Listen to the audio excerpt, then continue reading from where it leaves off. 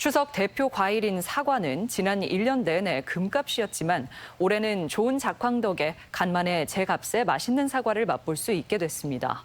그런데 올해처럼 9월에 찾아오는 이른 추석이면 맛이 제대로 든 붉은 사과를 만나는 것은 20년 전만 해도 상상하기 힘든 일이었는데요.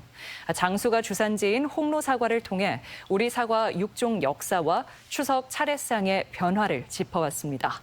이창희 기자입니다. 진한 붉은빛을 띠고 크고 탐스러운 데다 단맛까지 강한 홍로 사과. 명절 제수용으로 인기가 많아 추석 사과로 불립니다. 일교차가 큰 해발 500m 고원 전북 장수가 주산지인데 홍로는 순수 국내 육종 기술로 탄생한 첫 국산 사과 품종입니다.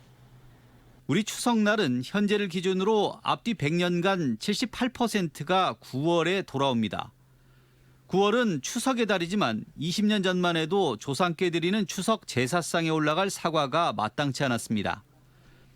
이유는 조생종 스가로의 숙기가 7월에서 8월, 만생종인 후지는 10월 하순부터 생산되다 보니 추석에 유통되는 사과는 덜 익은 후지에 억지로 색을 낸 것이 다였습니다.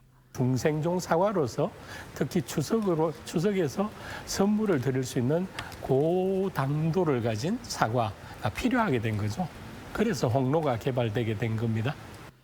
과거 한국원예연구소가 스피어 블레이즈와 슈퍼 골드 딜리셔스를 급여 얻은 국내 육성 1호 사과가 중생종 홍로로 88년 개발을 마치고 2000년대 들어 본격적으로 유통되면서 대표 추석 사과가 된 것입니다.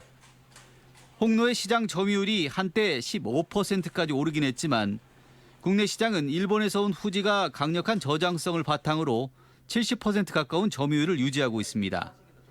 하지만 지난해 냉해와 이상기후가 사과값 폭등을 불러왔듯 특정 품종의 독점은 시장 불안을 가져올 수 있습니다. 후지가 만생종으로서 여러 가지 병해충 분야에서도 좀 취약한 부분도 있습니다.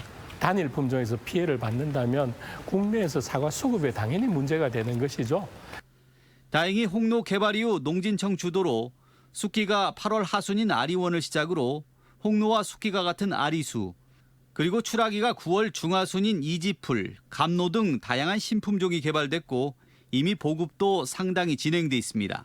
노동력도 절감되고 이 품종이 착색도 어느 정도 잘 되니까는 다른 품종보다는 이 품종 재배하는 게 경제적인 부분에도 그렇고 좀 나은 것 같습니다, 이게. 특히 새로 개발된 품종들은 장수 홍로처럼 자치단체 제안을 받아 지역 고유 브랜드로 육성하는 노력도 진행되고 있습니다. 사과는 1인 연간 소비량이 10kg에 이를 정도인 국민 대표 과일로 기후변화에 대응하고 노동력을 줄이기 위한 품종 개발 요구는 지속될 것으로 보입니다. MBC 뉴스 이창익입니다.